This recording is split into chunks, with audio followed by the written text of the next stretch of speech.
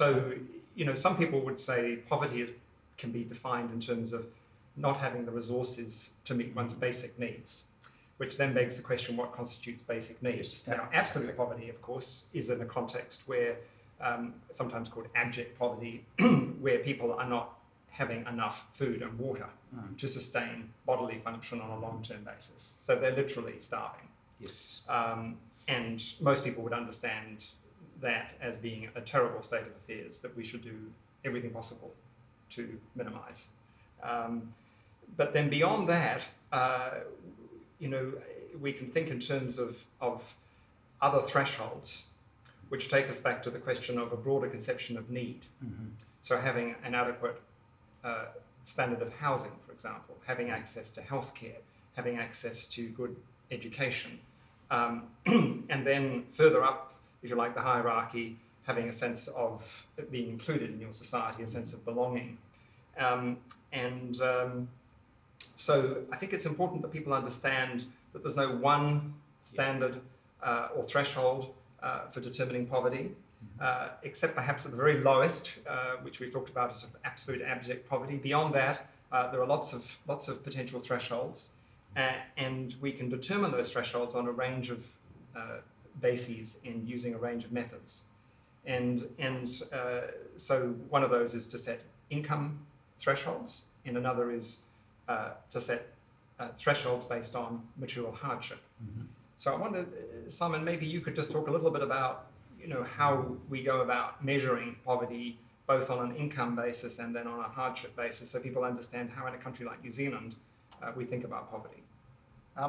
Well, I guess we start out by defining a geographic household. So 1 Smith Street, the people who have a family relationship who live in the house at 1 Smith Street. And then we add up all the sources of income for the family that live at 1 Smith Street. And we add in benefits, we take out taxes, and that gives us that geographic household's family income. Then we make an adjustment for the fact that there may be different numbers of people in 1 Smith Street to 1 Jones Street, even with the same level of income. And then we attach that level of family income to each person who lives in that household, be it, mum, dad, each of the 2 kids, or, in the conventional nuclear family sense.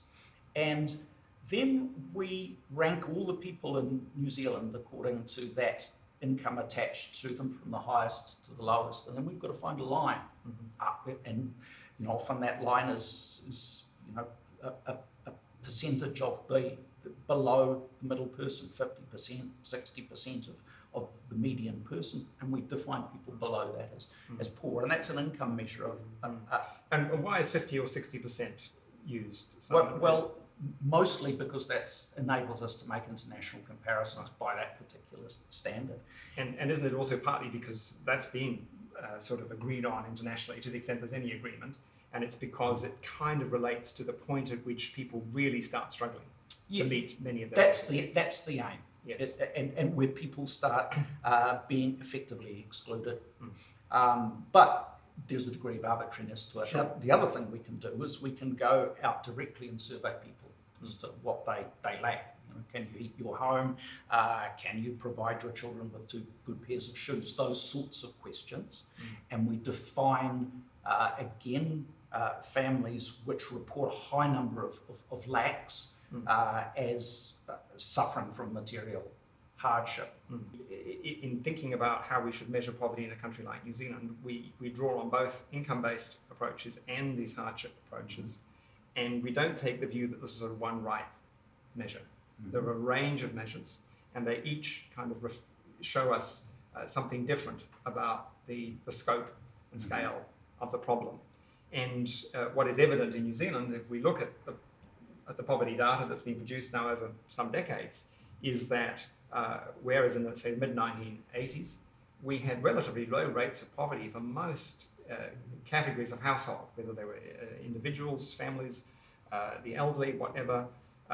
During the late 1980s, and particularly in the 90s, poverty rates went up quite substantially, particularly for families, people with children. And that was partly because of high unemployment, it was partly because of substantial benefit cuts, it was partly because of very big changes in housing policy and other things. And we've tended for families with children to have relatively high rates of income-based poverty on the standard measures of 50-60% of median household disposable income now for several decades. Mm-hmm. I guess the thing that I wanted to add to what you said is the fact that when a family are poor, often parents are under stress, and that communicates itself to children. It's hard for children to succeed at school if they know that things at home are quite stressful. I probably would say we also need to look at improving school quality for those children who are coming to school from lower income households, and improving the quality of teachers that we attach to those students. And we need to look at funding models within the school system that ensure that school resources can be better directed to those children. Now, I don't know exactly what's going to work there, and I think we've got to try a number of different things to see if we can do those sorts of things more successfully. Yes. In a sense, there's displacement big here, because one of the reasons that people are poor is that they don't have the education and training to generate an income. So it's very easy to say that, and clearly it's true that one of the solutions to addressing poverty has got to be improving the levels of people's education. Thinking of sustainability, I guess implicit in the notion is that this is a longer term concept. What are the longer term connections in terms of dealing with child poverty issues today? How do you see those changing outcomes in the longer term? Well, I think one of the things we need to recognise is that we've got intergenerational poverty. Yes. So over the last 30 years or so, it's become very clear that poor people end up having children that end up being poor, and then their children are poor. So one of the tragedies in New Zealand, and indeed in some other jurisdictions, is this problem of intergenerational poverty, which we clearly need to address, and it's complex. Another dimension of this, of course, is that if you don't address poverty, then you're going to be faced as a society with higher costs in the long run, because the evidence suggests that people who are poor tend to succeed less well educationally. They tend to succeed less well in terms of getting good employment and having a reasonable income, and so on. So you also find that people who are poor tend to have more serious health problems, often mental health problems, which can be very long term, and all that imposes greater costs on society as a whole. So from an intergenerational point of view, there are a number of different dynamics here that are important. One of them is trying to minimise intergenerational poverty and trying to ensure greater social mobility and greater fairness. But another aspect of this is that it's in society's own long-term self-interest, if you like, to minimise the problems of poverty, because it's going to impose higher long-term costs. So aside from the moral arguments, if you like, for reducing suffering and misery, there are good reasons from the point of view of enlightened self-interest, if you like, for trying to address this problem. And I'm not sure if that's what you were getting at in asking that question, Simon.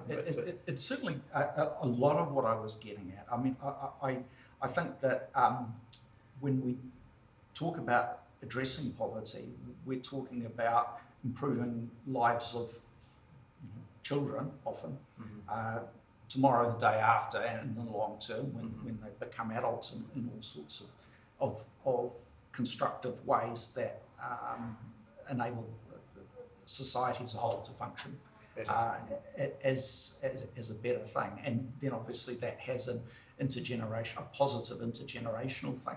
We've also got a situation, as you know, Simon, where there are many, many demands on the public purse at the moment. So we've got major problems in housing, major problems in health, we've got demands in the education area, we've got environment, we've got the workforce in many areas seeking substantially increased pay, we've got the desire for pay equity in a number of areas, all of which are going to cost a substantial amount of money, and then we've got a backlog of investment in infrastructure, transportation, public and private, I say private, I mean roads, sorry, and various other things. So, I mean, if you used, the majority of the available fiscal room for manoeuvre to address family poverty, you probably just have enough room for manoeuvre at the moment to achieve those targets through a very substantial increase in welfare benefits and family assistance. With a little bit on housing, but you wouldn't have anything left probably for all the other things that need to be done. So I think it's going to be very difficult for the government to meet its multiple objectives at the moment within the current fiscal caps. So I think the government is going to find over the next few years that it's going to be very difficult to live within its fiscal caps if it wants to achieve all its objectives. All the more so if we have a downturn in the global economy. And who knows if that will happen or not. So how would you advise this government, to, it becomes a very political question, if you want to take, because behind this fiscal cap is a bunch of sustainability issues. There are issues about social sustainability and environmental sustainability. So we're not just talking about child poverty and poverty issues alone. How do you go about making the case that fiscal constraint needs to go? Well, I think I want to talk about a number of things. One of them would be intergenerational considerations. I'd want to say, look, we can stick to our guns on this particular fiscal responsibility commitment, but that is at the risk of actually imposing greater costs in the long run. Right. So Simon, we've talked about the domestic situation here and some of the challenges we face, but globally, the first goal of the Sustainable Development Goals is to eventually eliminate poverty, but by 2030 the goal is rather more or less demanding. It's to halve poverty in each country using the particular measures that country uses. Now, I just wondered if you'd like to reflect on, the challenges in doing that, both perhaps New Zealand and in the Pacific and more widely, in the light of all the big pressures that the planet is facing: climate change, degradation of the oceans, loss of biodiversity, and so on.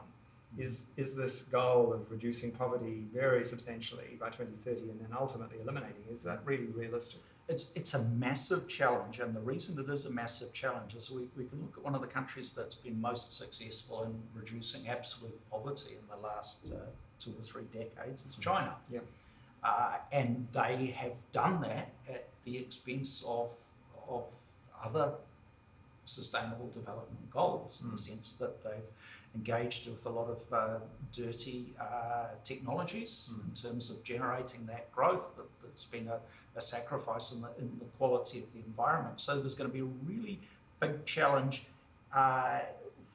in lifting people up above that $1 or $2 a day threshold, whilst avoiding sacrificing another one of the sustainable development goals. The other challenge in this space is that many of the people who are very, very poor are living in areas and regions which are particularly vulnerable to climate change. The most obvious one, if we think, just to take an issue that I know you're interested in, to sea level rise, and thinking of Bangladesh as a literally hundreds of millions of people living in the delta of the Ganges River, and who are very, very vulnerable to climate change. And then we've got, closer to home, we've got groups of people in the Pacific on low-lying islands again, many of whom are very poor, bearing the costs of the growth that you and I have enjoyed. the consequences of that are the fact that many of them are going to be, in a situation Yes. where they're going to be flooded out of their homes. Sure. So, I mean, just in that regard, the former president of Kiribati, with about 130,000 people, Anote Tong, has said he thinks, on the basis of the best available scientific evidence, that his country essentially won't be livable beyond about 2050. It may still exist in a modest way, but it won't be livable because there won't be enough fresh water. It will be all salinated and they won't be able to grow crops and feed themselves and so on.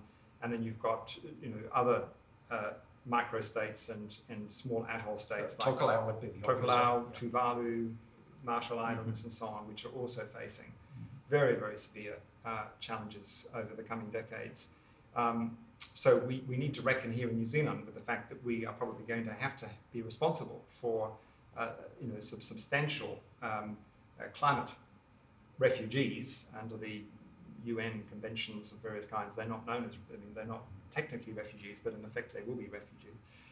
And then locally, we need to reckon with the fact that if we have a sea level rise this century of a metre or so, we're probably going to displace up to 100,000 people, many of whom are poor. So we have... some of whom are very rich. That's true, that's true, but it's often their second or third house on the coast. Yes. So the rich tend to have options which the poor don't. So among the poor communities that are going to be severely affected are South Dunedin, 10,000 people. The majority of whom are renting, and they've got significant problems with flooding already. You've got South Brighton, about 8,000 people,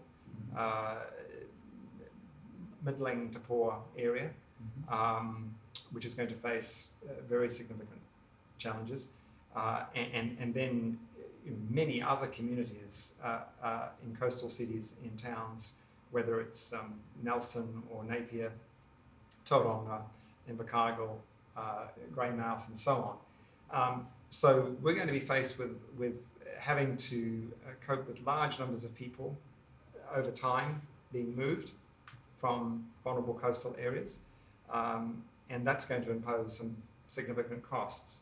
And if we don't do that in a way that is reasonably fair, then many of these people will lose everything. And they'll end up, if they aren't already in material hardship, they'll end up in material hardship because they potentially lose their home, they lose their livelihood, they lose their business, and so on.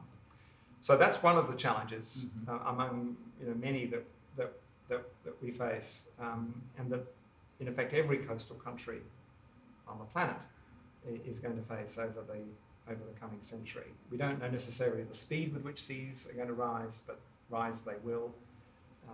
And if we don't mitigate climate change by reducing emissions pretty dramatically in the next 2 to 3 decades, then the consequences are going to be really catastrophic. Right. I'm probably a little bit of a black hat person. I think there's a real risk that things won't work out that well, not least because we're entering a period of very considerable global instability, I think, and also climate change is going to begin to have more and more serious effects on countries like New Zealand in terms of sea level rise, impacts on agriculture from storms and very severe droughts and so on. So I think there are a lot of risks on the horizon. So we face at the moment a situation where there's around 800,000 people, I think, 65 and over. We're going to about 1.3 million within the next 25 years. So there's an increase of more than 50% in the costs, as you say.